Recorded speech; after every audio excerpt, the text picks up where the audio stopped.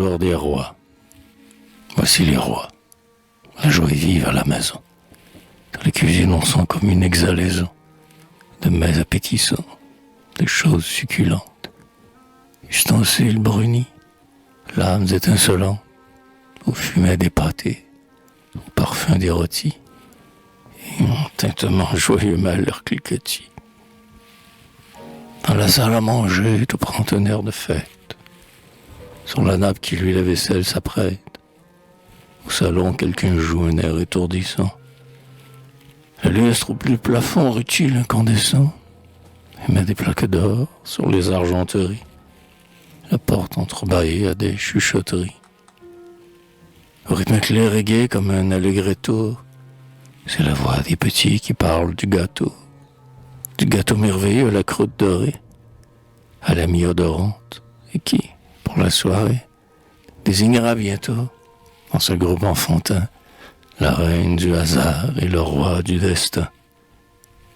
Ils sont là, frères, sœurs, et cousins, cousines, petits voisins avec les petites voisines, rieurs et babilleurs, tapageurs, triomphants. Ah, les moments bénis que ces fêtes d'enfants. Je serai roi, dit Paul. Mais moi, je serai reine, dit Louise. Attendez, c'est moi la souveraine, s'écrie Eva.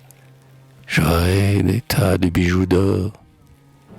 Moi, fait Joseph, j'aurai tout plein le corridor de soldats.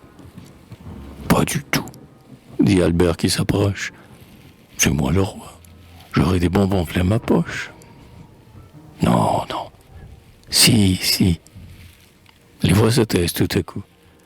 On venait de frapper à la porte, et debout, au dehors, un enfant apparaissait dans l'ombre, grelottant et tendant la main dans la nuit sombre. Cette apparition ne dura qu'un instant.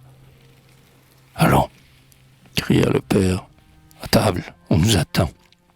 Il ne faut pas laisser froidir ces bonnes choses. Et tous ces blonds minois et ces figures roses, fous de joie et d'un même objet préoccupé, autour du gai festin furent bientôt groupés.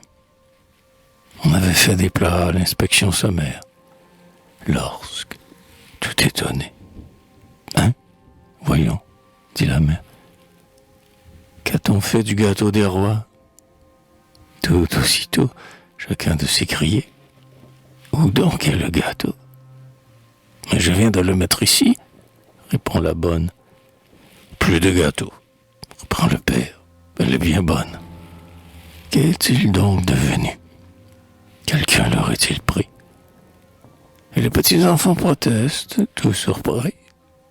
Seule, Jeanne, en son coin, semblait toute confuse, vouloir se dérober ou chercher une excuse. « Toi, Jeanne ?» Et la petite voix bégayant. Je l'ai donné tantôt au petit mendiant. Et le papa charmé, que l'aveu rasséréne, veut m'embrasser, dit-il. Jeanne, c'est toi, la reine.